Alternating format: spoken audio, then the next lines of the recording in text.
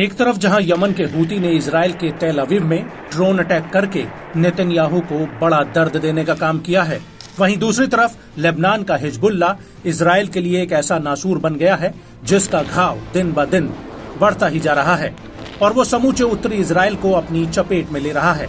Hezbollah के हमलों ने उत्तरी इजराइल को एक वीरान खंडहर में तब्दील कर दिया है और पूरे 24 घंटे हिजबुल्ला के ड्रोन इस इलाके में मंडरा रहे हैं और जैसे ही इजरायली सेना इस इलाके में कोई हलचल करती हुई दिखाई देती है, वैसे ही हिजबुल्ला के ये ड्रोन उसके ऊपर आग बरसाने लगते हैं।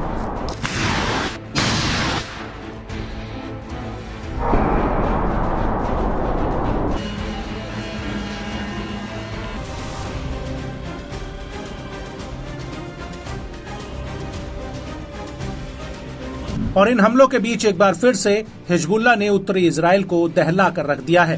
हिजबुल्ला ने सिलसिलेवार तरीके से इजराइल की कई सैन्य चौकियों पर बमबारी की है।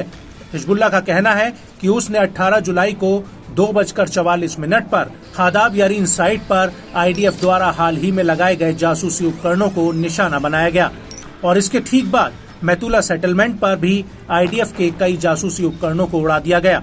यहाँ पर हिजबुल्ला ने गाइडेड मिसाइल से एक बड़ा हमला किया है जो सीधे आईडीएफ के बेस पर जाकर लगी।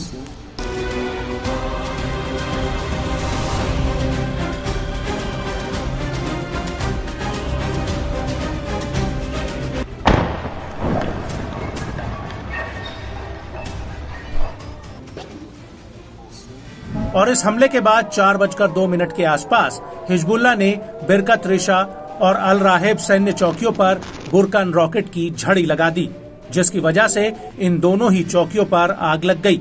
इन हमलों के बीच हिजबुल्ला का ये भी दावा है कि उसने कफार चौबा हिल्स और रुइसत अल आलाम साइट पर रॉकेटों से हमला किया है।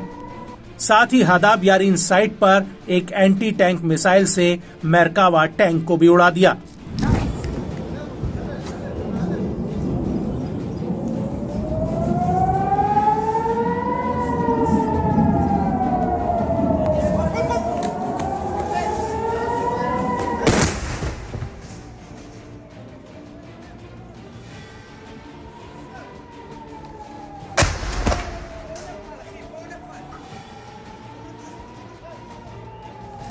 लेकिन इन हमलों के बीच इजराइल को सबसे बड़ा झटका फाइलॉन बेस पर लगा, जहां पर अभी तक हिजबुल्ला ने हमला नहीं किया था।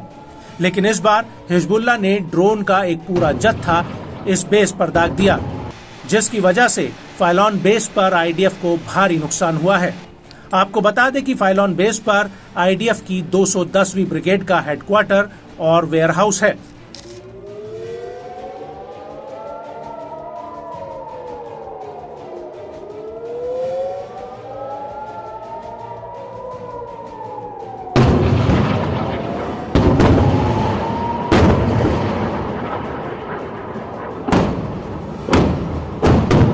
हिजबुल्ला का कहना है कि फाइलॉन बेस पर आईडीएफ ने पोजीशन ले रखी थी और यहां पर कई अधिकारी और सैनिक भी तैनात थे।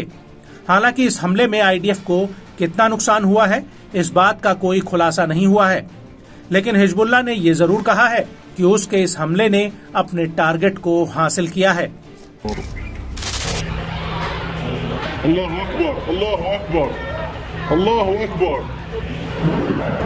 अल्लाहु अकबर, अल्लाहु अकबर।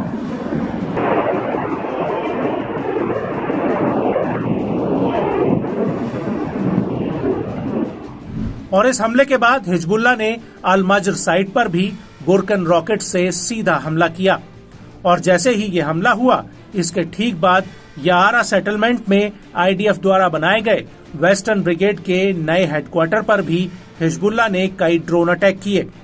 हिजबुल्ला का दावा है कि उसने इस हमले में इजरायली पोजीशन और अधिकारियों को निशाना बनाया।